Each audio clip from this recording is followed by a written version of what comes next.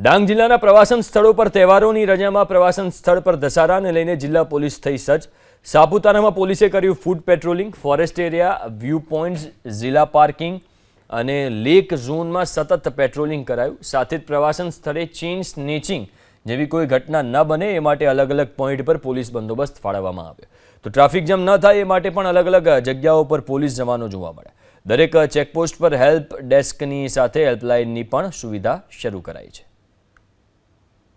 એના સિવાય પાર્કિંગની વ્યવસ્થા તમે જુઓ તો બસ માટે હેલીપેડ ઉપર પાર્કિંગ છે અને 4 વ્હીલર અને 2 વ્હીલર માટે 7 થી 8 જગ્યાએ અલગ અલગ પાર્કિંગ શોધવામાં આવી છે અને ત્યાં માણસો પણ મૂકવામાં આવે છે।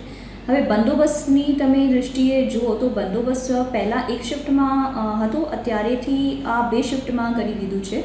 તો 2 શિફ્ટમાં વધારે માણસ કરીને સવારે 9 થી 7 વાગે સાંજ સુધી અને 7 વાગ્યેથી બીજી શિફ્ટ શરૂ થાય અને જેટલા સમય સુધી લોકો રહે આ બીજી શિફ્ટ જો છે આ મોડી રાત્રે સુધી ચાલે છે।